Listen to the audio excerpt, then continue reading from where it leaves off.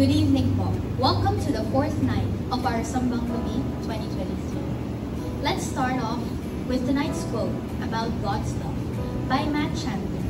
God has seen our unloveliness, the deep brokenness and rebellion in our hearts. And instead of withdrawing, He pursues us to the very end. And with that, let's proceed to the inspiration prepared by the worship team. Good evening, brethren. Welcome to our Sambang Gabi, a celebration of the greatest love the world has ever seen. John 3:16 says, "For God so loved the world that He gave His one and only Son, that whoever believes in Him shall not perish but have eternal life." Truly, we are loved beyond measure. Join us for the next hour and a half as we celebrate and reflect on God's great love for us through songs of praise and worship. Hear God's word spoken to us through His servant, and be inspired by the stories of renewal from our brethren. And so we begin our Sambang Gabi with a song of jubilation, for our greatest joy has come. Hallelujah!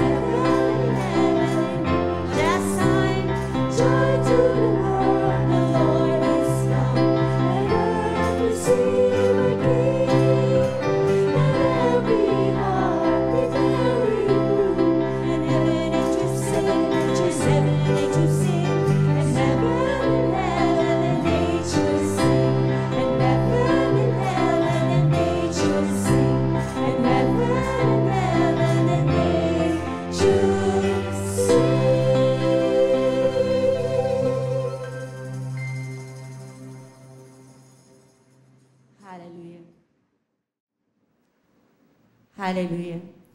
Praise God. Sa gabing ito, bago po tayo manalangin, awitin po natin I See Grace. We thank the Lord for His love, for His mercy. Salamat sa Kanyang bugtong na anak na si Jesus, na tayo po ay naligtas sa pamamagitan po ng makapangyarihan dugo ng ating Panginoong Jesus. At tunay nga na tayo po ay nabayaran na ang lahat ng ating kasalanan. So, we are blessed and thankful to the Lord na yung Kanyang biyaya, yung Kanyang pagmamahal ay pinagkaloob niya sa atin. Kaya sa gabing ito, let's come to the Lord with a humble heart and hilingin natin na tayo maging worthy sa pagtayo sa pananambahan natin sa ating Panginoon. Tunay na ang ating Diyos ay dakila, makapangyarihang Panginoon na walang sawang nagmamahal sa atin. Kaya, truly enough, through His blood, tayo po ay nilinis na ng ating Panginoon. Kaya, let's praise our God, worship His name, glorify His name with a grateful heart, with songs of praise. Glory to the King. Hallelujah.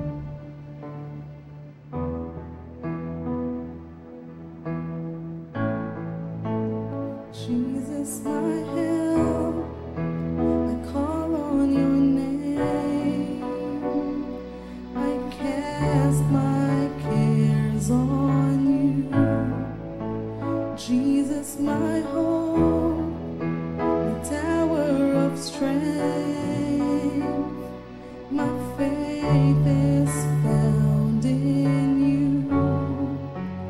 I see you pierced, wounded for me.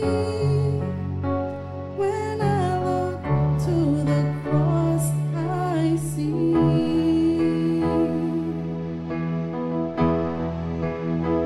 I see grace, sealed by your sacrifice. I see love, reaching for me. Precious blood, washes and sanctifies. Healing flows, setting me free. I see grace, Lord, I see grace for me.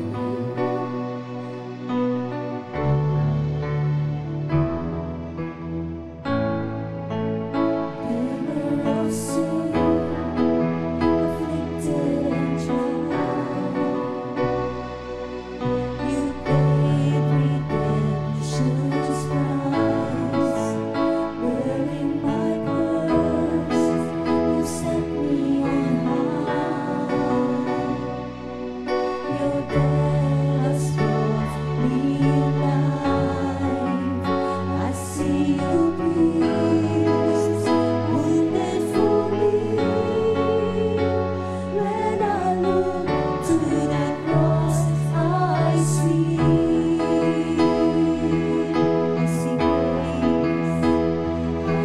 grace, sealed by your sacrifice. I see love, reaching for me. Precious blood, washes and sanctifies. Healing flows, setting me free. I see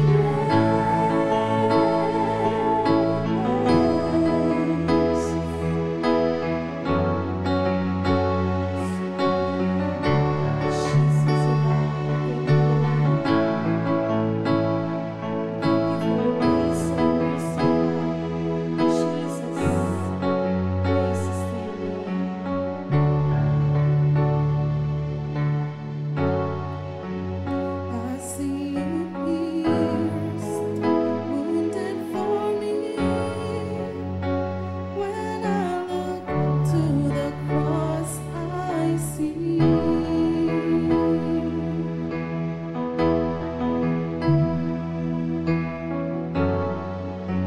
I see you pierced, wounded for me.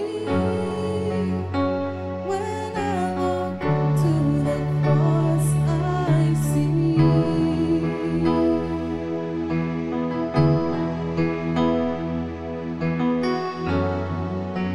I see you pierced, wounded for me. When I look to the cross, I see.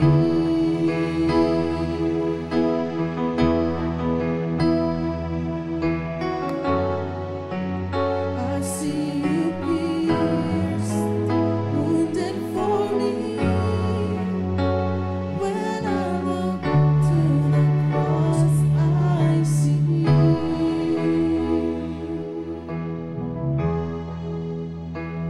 I see grace, sealed by your sacrifice.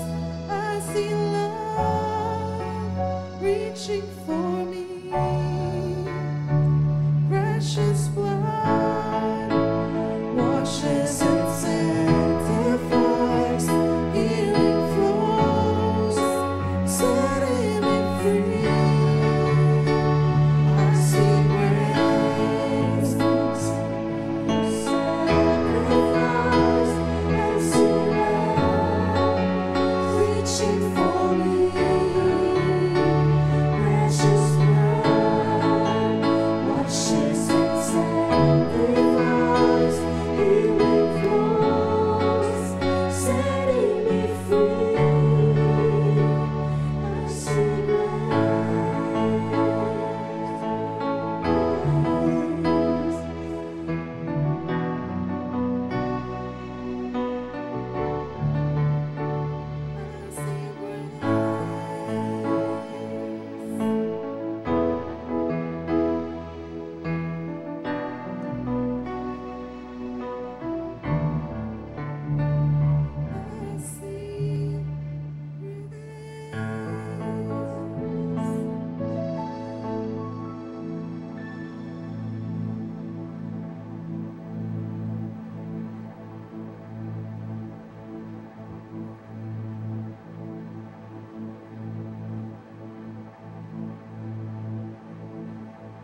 Panginoon, pinupuri ka po namin ngayong gabi.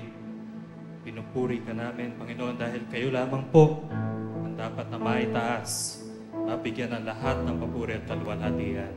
Noon, ngayon, kailanman. Panginoon, maraming salamat po sa gabing ito. Maraming salamat po na muli pong may pagkakataon kami na magbigay po ng kapurihan sa inyo, na may pakilala po kayo sa mas marami pa po mga tao. Salamat po, Panginoon, na kami po ay nakakaawit dahil minahal niyo po kami. Natunghayan po namin, naranasan po namin, at patuloy pong nararanasan ang pinakadakilang pagmamahal sa lahat. Ang pagmamahal po ninyo sa amin ay binigay po ninyo sa amin, maging ang inyong bugtong na anak. Salamat po, Panginoon, na sa kabila po ng aming kalagayan, sa kabila po ng aming mga kakulangan, pinili niyo pa rin po, Panginoon, na kami po ay mahalin ng lubos. Ganun na nga lang po ang pagmamahal ninyo sa amin. Sa gabing ito, Panginoon, hinihingi po namin ang inyong pong pagkilos sa bawat nakakapakinig o nakakapanood po. Kasama po namin ngayon sa sambang gabing ito. I-bless niyo po, Panginoon, ang kanilang mga buhay. Kung sila man po ay hindi pa lubos na nakakakilala sa inyo, maging daan po nawa ito na makilala po nila kayo at matanggap po nila kayo bilang Panginoon.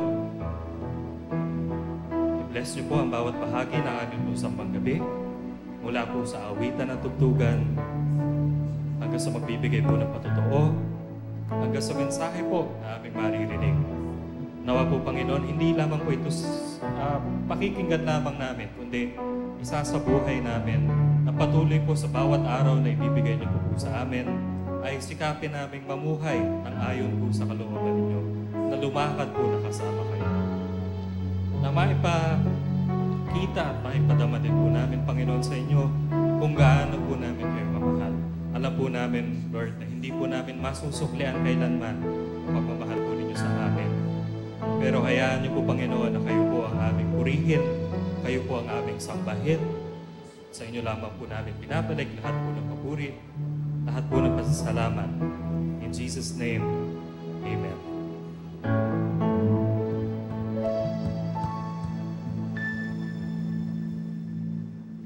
Amen. Praise the Lord. Hallelujah.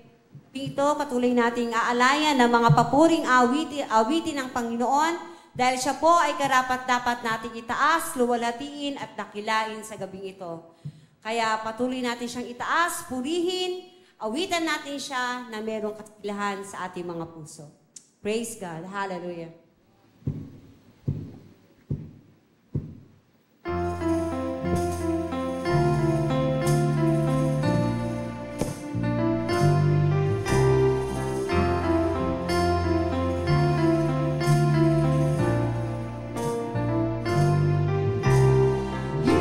Exalted, our King is exalted on high.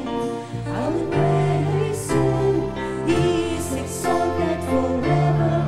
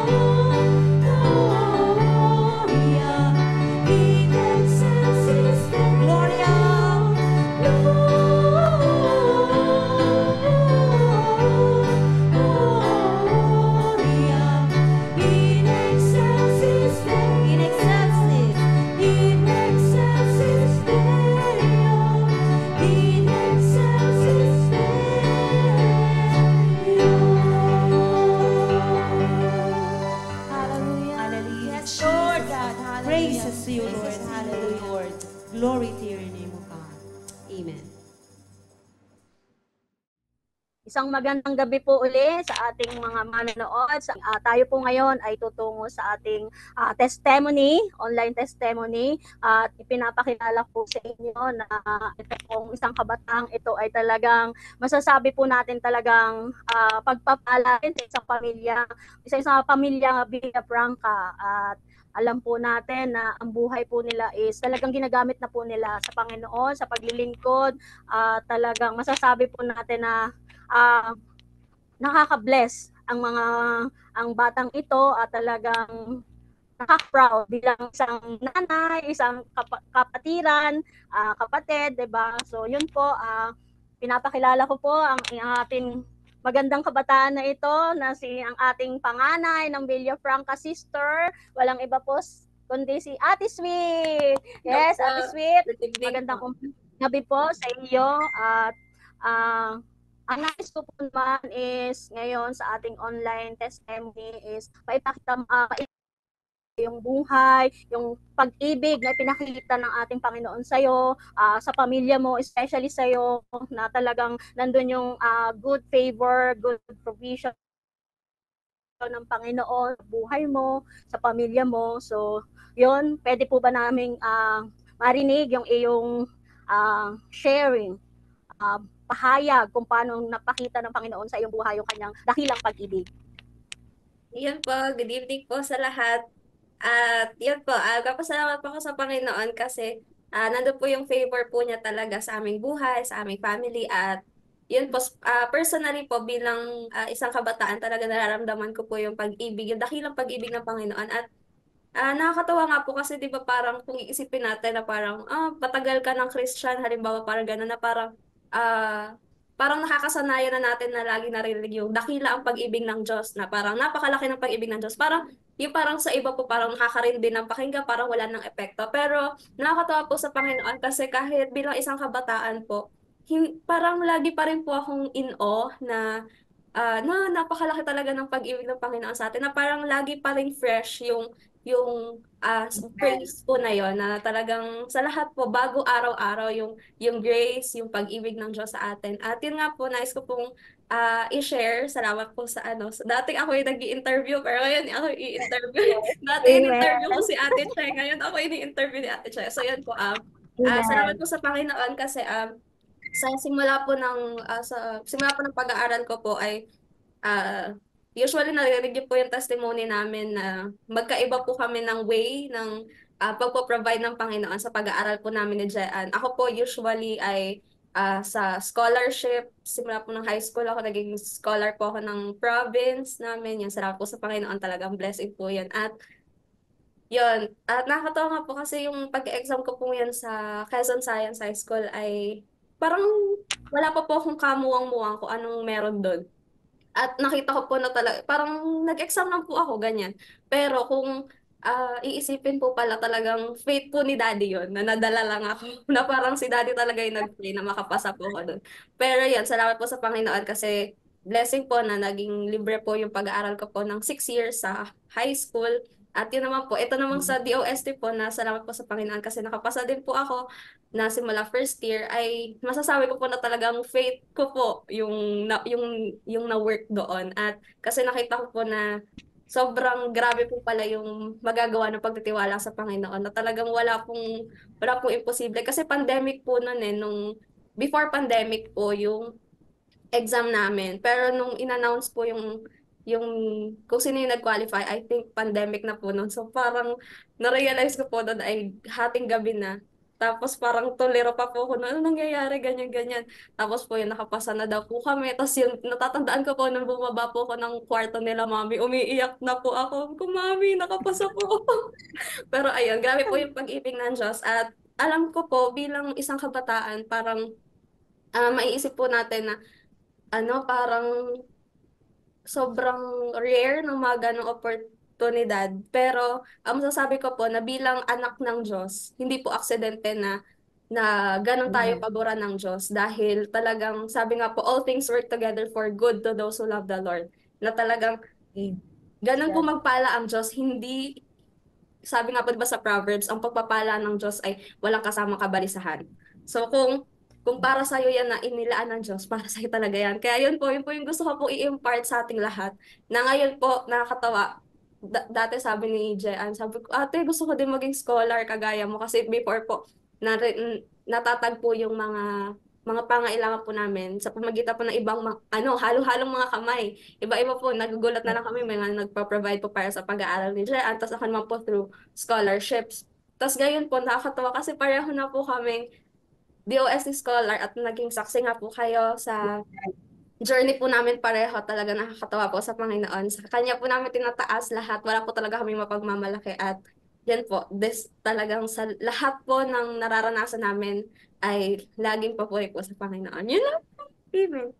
Yes, amen. So, yun nga po, nakakatuwa kasi lahat ng favor ay binigay na po sa ating kabataan na yan ng Panginoon. Kaya masasabi natin na napaka-blessed ng ni Ate Sweet, hindi lang si Ate Sweet, pati na rin yung pong kapatid niyang bunso na si Jean, talagang nandun po yung pagpapala ng Panginoon sa pamilya nila. So, ngayon po naman is, ano naman po yung pwede nyo, words of encouragement na pwedeng i-share sa mga manonood natin na talagang magbibigay aral, lesson sa atin na bilang isang Kristiyanong kabataan na kahit napaka-hectic ng schedule, is nagagawa pa rin natin yung maglingkod, unahin yung Panginoon sa buhay ninyo. So, yun po. Ano po yung maibigay natin na words of encouragement or verse na pwede nating ipahayag sa ating manonood? Okay po. So yun, ngayon po bilang nag-i-internship na nga rin po ako ngayon sa ospital at yun, may mga night duty po, may mga talagang, tapos pumapasok din po ako sa school. Talagang masasabi po natin, ang hirap pala talaga na pag parang na-experience mo na yung nasa workplace ka po talaga. Pero doon ko po nare-realize na talagang may mga makikita ka po na, may mga ganun palang nangyayari, ganyan-ganyan. Pero bilang isang kabataan, wag po tayong mahiya na mag-stand po sa principles ng Panginoon, sa principle ng Bible. Kasi hindi natin, kumbaga parang kahit tingin man ng iba ay kakaiba tayo. Although dapat naman talaga maging kakaiba ang pamumuhay natin dahil iba nga po dapat ang pamumuhay ng Kristiyano. Huwag po tayong mahiya na tumayo sa pananampalataya natin kasi yung living testimony po natin yun yung magandang yun yung Bible na yung mga hindi nakapagbasa ng Bible, tayo yung buhay natin yung babasahin nila. So dapat lagi tayo maging living testimony. At yun, kahit na busy yung schedules natin, yun, wag natin pabayaan yung daily devotion, yung daily prayer natin sa Panginoon. Tapos wag din natin i-isolate yung sarili natin sa mga kapwa natin mananampalataya. Umatan tayo ng mga gawain, mag-catch up tayo sa isa't isa sa mga ministries dahil talagang doon po tayo lalago sa Panginoon. At isa pa po ay lagi nating ipag-pray kung ano yung dati ang prayer ko, Lord, gusto ko to. Pero ngayon ang prayer ko ay, Lord, ano po ba yung gusto mo mangyari sa buhay ko? At yun na po yung talagang sinusundan ko. Hindi na kung ano yung gusto kong mangyari. Although may mga ganun na request tayo sa Panginoon, pero alam natin na mas okay kung ano yung will ni Lord, din yung mangyari. Kasi the best po yun, di ba? Sabi nga po dun sa verse na pinaka-favorite ko, Psalms 116 verse 7, manalig ka o puso ko, sa Diyos ka magtiwala, pagkat siya'y mabutit, hindi marunong magpabaya. So yung dulo na hindi marunong magpabaya, sobrang nagsispeak a lot sa pag-ibig ng Diyos sa atin. Hindi niya tayo kayang pabayaan. Hindi siya marunong mag-abandon ng mga nagmamahal sa Kanya. So, yun lang po. Yes. Amen. Praise God. Talagang nakakatuwa ang ating isang kabataan na yan. Talagang masasabi nga natin na sa kanyang salita na sa Proverbs 3:5-6 na sinasabi na trust in the Lord with your whole heart and in everything you do, acknowledge Him and He will straight your paths, di ba? So talagang nakikita po natin sa mga kabataan natin na yung karunungan ng Panginoon ang talagang tinatayuan nila at hindi yung sarili nilang karunungan. Kaya talagang makikita natin na sa lahat ng antas ng buhay nila, nandun yung pagpapala at yung blessing ng Panginoon sa kanila. Lalo't higit na sila ngayon nasa malayo, nandun yung protection ng Panginoon sa bawat lakad nila, sa bawat hakbangin. Talagang masasabi natin na andun yung pag-ibig ng Panginoon sa bawat isa sa atin. Lalo na po sa ating mga kabataan na talagang nandun po yung buhay nila na handang magpaggamit sa Panginoon Panginoon,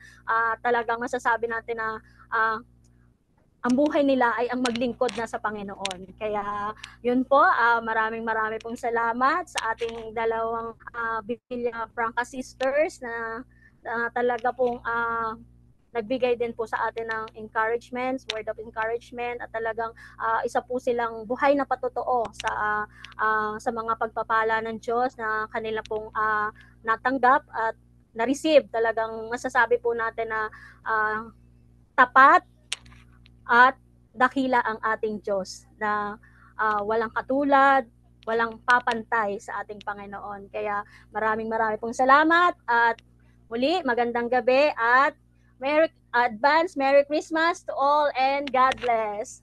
God bless po. Hallelujah. Ngayong gabing ito, sama-sama nating luluwalhatiin, sasambahin, itataas ang pangalan ng ating Panginoon. For He is our great God. He created the heavens and the earth. He is our awesome God. Hallelujah. Karapat-dapat siya sa lahat ng pagpupuri, pagluluwalhati at pagsamba. Let's worship Him in spirit and in truth. Glory to God. Hallelujah.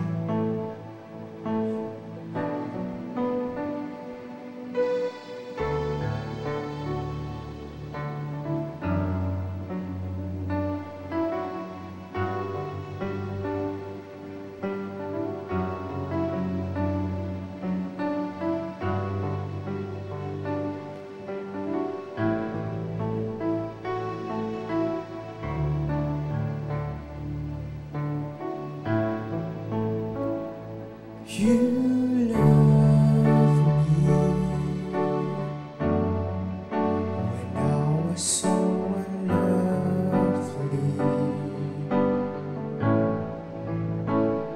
You saw me when I was lost. You showed me how much you really love me when you brought me at the highest cost. There's no greater love than this. There's no greater love than this. That a man would give his life for a friend.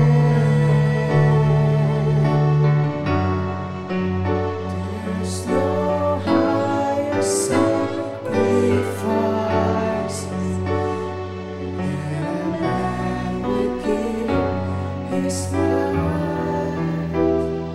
You have paid a precious price for me.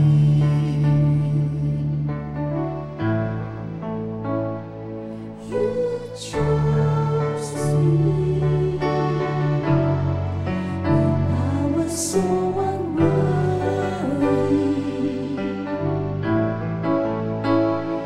You blessed me with your own love.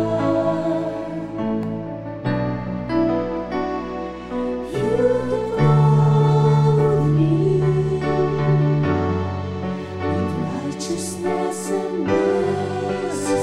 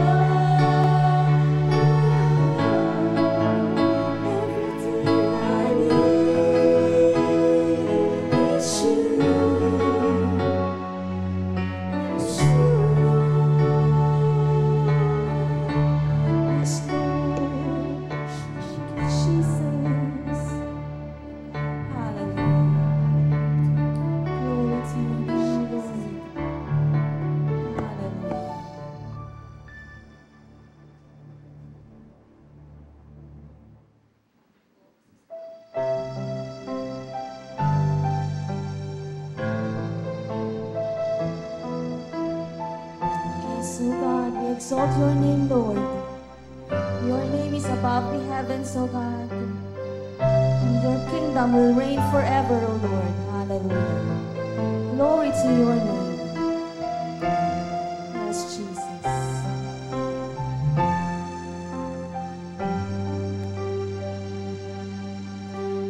His name is exalted far above the earth. His name is high above the heavens. His name is exalted far above the earth. Give glory and honor and praise unto his name. Other name but the name of Jesus. No other name but the name of the Lord. No other name but the name of Jesus, who is worthy of glory and worthy of honor and worthy of power and of praise. His name is exalted far above the earth. His name is high above the heavens. His name is exalted far above the earth. Give glory and honor and praise unto his name. No other name but the name of Jesus. No other name but the name of the Lord. No other name but the name of Jesus, who is worthy of glory and worthy of honor and worthy of power and of praise. No other name but the name of Jesus. No other name but the name of the Lord. No other name but the name of Jesus, who is worthy of glory and worthy of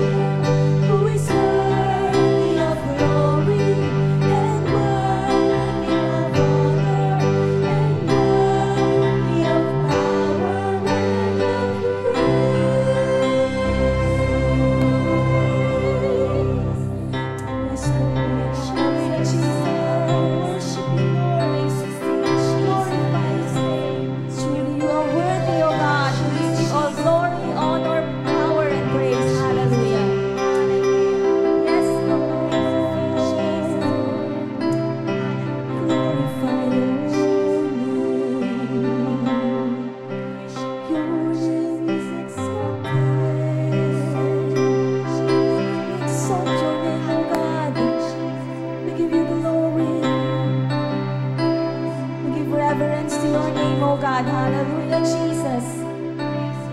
For you are worthy, Lord. Hallelujah. Thank you, Jesus, for being our Savior, O Lord, and King. Thank you, Jesus, for the gift of salvation, O Lord. Hallelujah. Thank you for the unconditional love, O Lord, the greatest gift, O Lord, that we have ever received, O God.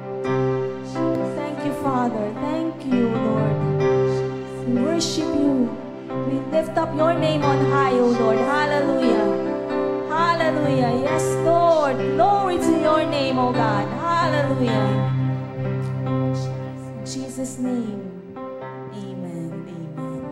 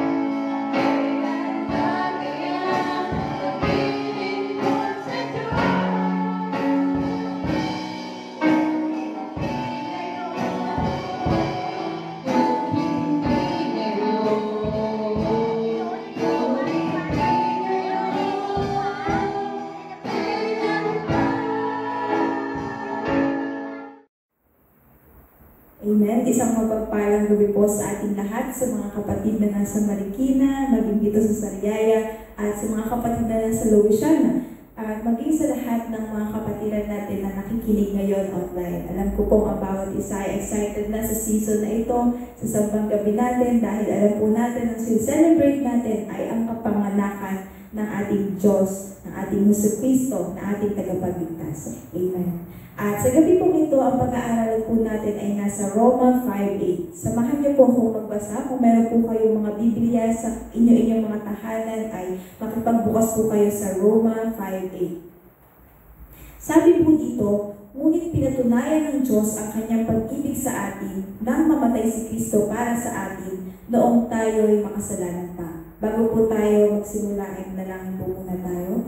Panginoon, maraming salamat po sa pag-ibig na ipinaranas mo sa amin, sa pag-ibig na iyong pinakita, na iyong pinahayag, sa pag-ibig, Panginoon, na inialay mo para sa amin. At salamat po sapagkat walang makapapantay sa pag-ibig na ito. At dahil nga po doon, Panginoon, kami ay nagagalak at punong-puno ng pag-asa dahil sa pamamagitan ng pag-ibig na tinanggap namin ay kami naligtas, Panginoon, na mamatay ang aming Panginoong Jesucristo sa krus ng Kalbaryo. Kaya ang tugon rin naman namin, Panginoon, patuloy mo kami bigyan ng kalakasan upang ang aming mga buhay ay ipaglingkod namin ng lubos sa iyo habang kami naririto pa sa mundo. Maraming salamat po, Panginoon, at tinataas ko po na ang bawat isa na nakikinig ngayong gabi ay magkaroon ng bukas na puso upang maunawaan ang iyong salita. Magpakilala ka po sa amin, kumilos ka po makapangyarihan, Panginoon, at inaanayahan po namin ang iyong banal na Espiritu, ang iyong presensya sa gabing ito. Bagamat kami ay online, Panginoon, pero hindi ka nalilimitahan ng anumang bagay. Kaya naniniwala po kami, Lord, na maging online, Panginoon, ay kikilos ka ng makapangyarihan. Salamat po, Panginoon. Ito po ang aming samot dalangin sa pangalan ng aming Panginoon Jesus. Amen and amen. The love of God. Sabi po dito, yung pag-ibig na tinanggap natin sa ating Panginoon is una po, paano po natin mauunawaan? Una po is the way that it is procured or done. Binasa po natin sa verse 8. Sabi po doon, di ba? Ngunit pinatunayan ng Diyos ang kanyang pag-ibig sa atin. Yung word po na pinatunayan, na ibig sabihin, given proof of, may ginawa ang ating Panginoong Diyos. Love is an action, kumbaga, na hindi lamang pinahayag ng ating Panginoong Diyos ang kanyang pag-ibig sa atin, ngunit pinatunayan niya ito. Pinatunayan ng Diyos ang kanyang pag-ibig sa atin sa pamamagitan ng pagsakripisyo ng kanyang bugtong na anak upang tayo ng mga makasalanan ay imbis na mapahamak, ay maligtas at magkaroon ng buhay na walang hanggan. Ganyan po yung pag-ibig ng ating Panginoong Diyos. Pinatunayan niya ito. Merong action point. May action o pagkilos na naganap. Hindi lamang po yun. Bukod sa the way it is procured or done, the character of those whom Christ died. Alam po natin, before pa tayo nagkaroon ng Kristo sa ating buhay, tinuturing po tayo mahihina. Sabi nga po sa verse 6, sapagkat noong tayo'y mahihina pa, namatay si Kristo sa takdang panahon para sa mga makasalanan. Yun po yung kalagayan natin dati. Tayo po bilang mga wala pang Kristo sa ating buhay, tayo tinuturing na mahihina. Kumbaga kung lalakad-lakad, baka matumba na lang bigla kasi mahina nga po, di ba? At by nature, all men are really ungodly. And ungodliness takes many forms. Kumbaga po, may form ng idolatry, may mga murder, dishonesty, carnal mind, nagahari ang kasalanan sa mundong ito sapagkat wala pang Kristo. Sa mga taong walang Kristo sa kanilang buhay. Sabi nga po sa Marcos 7:21-22, sapagkat sa loob, sa puso ng tao, nagmumula ang masasamang isiping nag-uudyok sa kanya upang makiapid, magnakaw, pumatay, mga lunya, mag-imbot, gumawa ng kasamaan tulad ng pandaraya, kahalayan, pagkainggit, paninirang puri, pagmamayabang at kahangalan. Now, tandaan po natin na bago mamatay si Kristo, talaga naghahari na po ang kasamaan sa mundo. Kaya hindi na tayo dapat magulat pa na tayo po bilang mga tao ay nangangailangan ng pagliligtas, nangangailangan ng tagapagligtas. Tayo po noon, wala pa tayong kalakasan, mahina pa tayo, without strength. Wala tayong strength na hanapin yung reason natin, kung ano bang rason, kung bakit tayo nabubuhay sa mundo. Hindi natin kayang alamin kung ano yung tamang plano sa buhay natin, kung ano yung kalooban ng ating Panginoong Diyos. Wala tayong will na gawin kung ano yung dapat natin gawin. We don't have the will to do the duty that is apparent before us. At yun po yung kalagayan natin before. Sabi nga po ni Apostle Pablo sa Romans 7:18, alam kong walang mabuting naninirahan sa aking katawang makalaman, may kakayahan akong naisin ng mabuti, ngunit hindi ko nga lamang ito magawa. Naisin man natin na gumawa ng mabuti, ngunit minsan hindi natin ito magawa. Dahil ito sa ating sinful nature. Mateo 26:41, sabi po dito, magbantay kayo at manalangin upang huwag kayong madaig ng tukso. Ang espiritu ay nakahanda, ngunit ang laman ay mahina. Natingnan po natin na before na wala pa tayong Kristo sa ating buhay, tayo po ay mahihina. Nung nagkaroon tayo ng Kristo sa ating buhay, tayo po ay mahina pa rin, may kahinaan pa rin, pero yung kahinaan na yun, ay nilalapit natin sa ating Panginoong Diyos at binibigyan niya tayo ng kalakasan. Kaya nga po sabi sa Mateo 26:41, di ba? Magbantay tayo at palaging manalangin upang huwag tayong madaig ng tukso sapagkat ang Espiritu na nasa sa atin, ang banal na Espiritu na kasama natin ay palaging nakahanda. Ngunit ang ating laman lamang ang mahina. 2 Corinto 12:9, sabi pa po dito, ganito ang kanyang sagot. Ang kagandahang loob ko ay sapat na para sa iyo, sapagkat lubusang nahahayag ang aking kapangyarihan kapag ikaw ay mahina. Kaya't buong galak kong ipagmamalaki ang aking kahinaan upang manatili sa akin ang kapangyarihan ni Kristo. Kinote ni Apostol Pablo, ni Apostol Paul, si Jesus nang sinabi niya ito. At maging si Apostol Pablo ay aware na siya po ay may kahinaan. Ngunit hindi niya yung tinatago sa ating Panginoong Diyos. Sa halip, itinaas niya ang kanyang kahinaan sa Diyos at ang pangako naman ng ating Panginoong Diyos ay ang kasapatan ng kanyang kagandahang loob sa kabila ng mga kahinaan ng Apostol Pablo. Nawala po tayo bilang mga tao, di ba? Ngayon po tayo, mga Kristiyano na, may mga kahinaan rin po. Lalo na po siguro nung tayo, wala pa tayong Kristo sa ating buhay, talagang napakahina natin. Pero ngayon, katulad ni Apostol Pablo, yung mga kahinaan natin ay tinataas natin sa ating Panginoong Diyos. At sa kabila ng mga kahinaan na yun, sapat ang kagandahang loob ng Diyos upang tayo ay kanyang bigyang kalakasan. Isipin po natin na nasa job interview tayo. Ako po, medyo maraming na-experience ng job interviews, maraming rejections, mga kung ano-anong klase ng interview, may English, may Tagalog, may Taglish. Pero isa lang pong nakita ko sa mga interview na ginagawa ko, isa sa nakita ko ay, syempre po, i-highlight ko yung strengths ko, i-highlight ko yung skills ko, i-highlight ko yung mga certifications ko, lahat ng makakapagbenta sa aking sarili. Yun yung sasabihin ko sa interviewer. At malabo naman na sabihin ko sa kanya na, ito po ang kahinaan ko, ito po yung mga traits ko na nagbibigay sa akin ng weak appearance sa inyo bilang employer. Siyempre, hindi po natin sasabihin bilang tayo po yung interview. Itatago po natin yan or hindi na lang natin i-highlight, diba? Pero, ibahin po natin sa ating Panginoong Diyos. Hindi po natin dapat isipin na ating Panginoong Diyos ay HR, na tinatago natin yung ating mga kahinaan. Ngunit, lalo tayo maging honest sa ating Panginoong Diyos sa lahat ng mga kahinaan natin. Sabihin natin ito sa Kanya, maging honest tayo sa harapan niya, maaari tayong lumapit sa ating Panginoong Diyos kasama ng lahat ng frustrations natin. At alam naman ng Diyos, lahat ng iniisip natin, lahat sa ating pagkatao, alam niya ng Diyos. Pero tayo po, tinataas pa rin natin ito sa panalangin. At willing pa rin ang Panginoon na makinig sa atin. Hindi tayo huhusgahan ng ating Panginoong Diyos. Mabuti po ang naidudulot ito kasi tayo rin naman in return gumagaan yung ating pakiramdam pag may mga frustrations tayo or pag tinataas natin yung ating mga kahinaan sa ating Panginoon, pag idudulog natin ito sa Kanya. Dahil ang Diyos po ang nagbibigay sa atin ng kalakasan. Tayo po ay nagiging humble, lumalapit sa Panginoon dahil alam natin na amin natin yung mga kahinaan natin. At ang Panginoong Diyos po ay hindi maramot upang tayo po ay bigyang kalakasan, upang tayo po ay bigyang kagalakan. Sabi po sa 1 Pedro 5:7, ipagkatiwala ninyo sa Kanya ang inyong mga alalahanin sa buhay, sapagkat siya ay nagmamalasakit sa inyo. Ang ating pong Diyos ay nagmamalasakit sa atin, kaya okay lang po na ipagkatiwala natin ng lubos-lubos lahat ng mga alalahanin natin sa buhay. Kasama na po dyan lahat ng mga problema natin, lahat ng mga kahinaan natin. At makikita po natin na ang Diyos po ang magbibigay sa atin ng kalakasan. Amen. Hallelujah. Pangalawa po na characteristic natin nung wala pa tayong Kristo sa ating buhay. The character of those whom Christ died.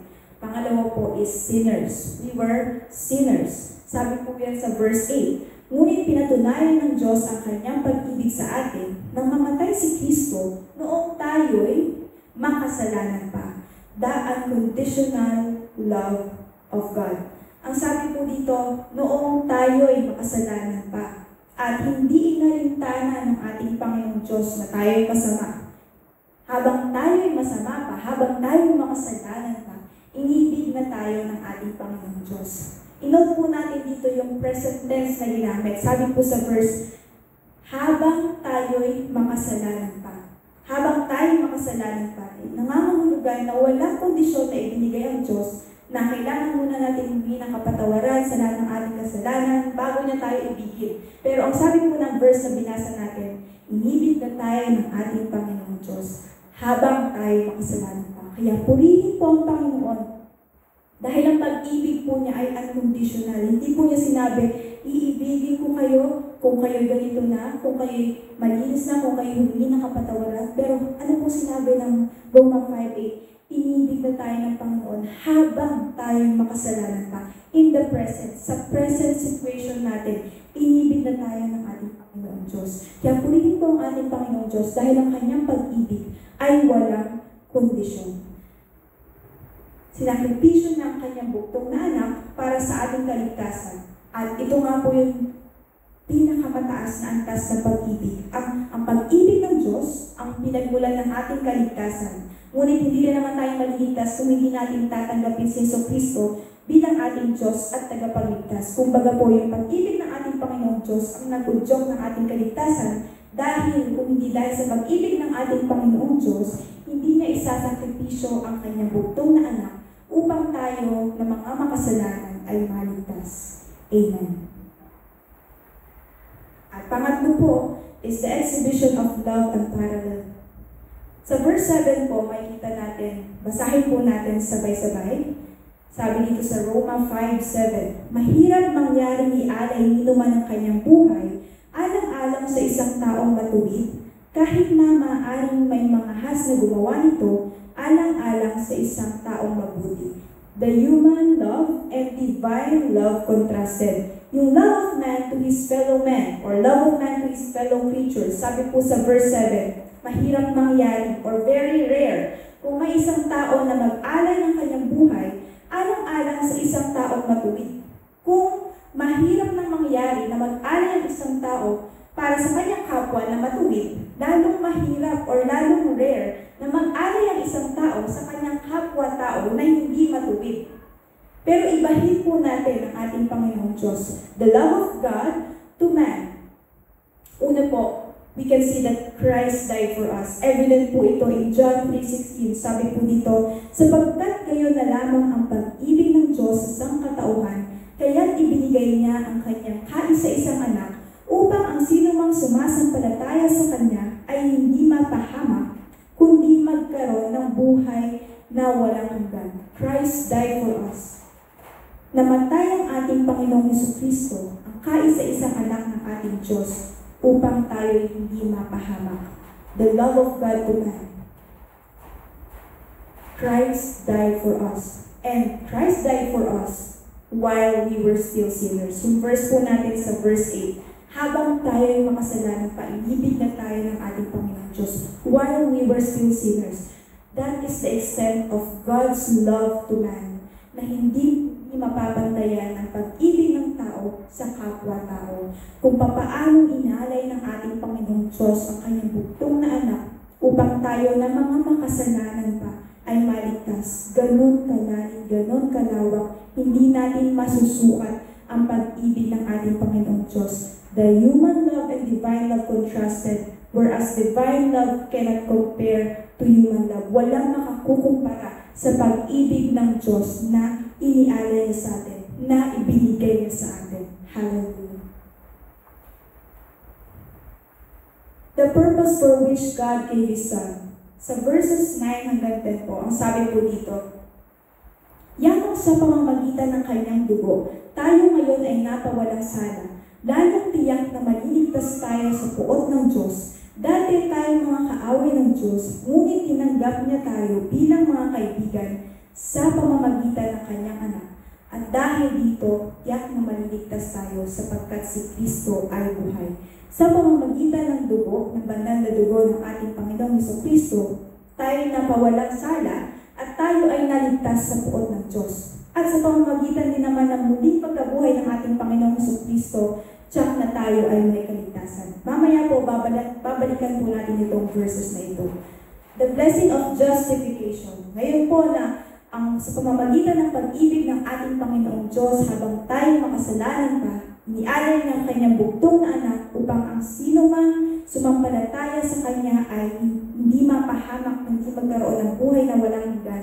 Ngayon po tayo ligtas na. We now have salvation. At we have the blessings of justification, the action of declaring or making righteous in the sight of God. Tayo po yung mga anak na ng Diyos. Sa una po, we now have peace. Sabi po sa verse 1, Sapagkat napawalang sala na tayo sa pamamagitan ng ating pananampalataya, mayroon na tayong mapayapang ugnayan sa Diyos sa pamamagitan ng ating Panginoong Jesucristo. Sapagkat nakita po natin sa verse 10, di ba? Now, once we were enemies of God. Sabi po sa verse 10, dati tayo'y mga kaaway. So, we were once enemies of God. Dati tayong mga kaaway. Pero ngayon na meron na tayong Kristo sa ating buhay, meron na rin tayong kapayapaan. We now have peace before God. At itong peace na to ay nangangahulugan na yung problem natin with sin has been settled already by the blood of Christ. Sa pamamagitan ng dugo ng ating Panginoong Jesucristo, yung ating kasalanan ay settled na. Ngayon, yung ating Panginoong Diyos ay ating Ama na, hindi na siya judge. God is now our Father, not our judge. Pangalawa po is that we now have access to God. Sabi naman po sa verse 2, sa pamamagitan ng pagsampalataya kay Jesucristo, tinamasa natin ang kagandahang loob ng Diyos at tayo nagagalak dahil sa pag-asang tayo'y makakabahagi sa Kanyang kaluwalhatian. Before our salvation, doon pa po tayo sa kalagayan ni Adan, na minana po natin yung kanyang kasalanan. We were condemned. But now that we are in Christ, meron na tayong perfect standing before God.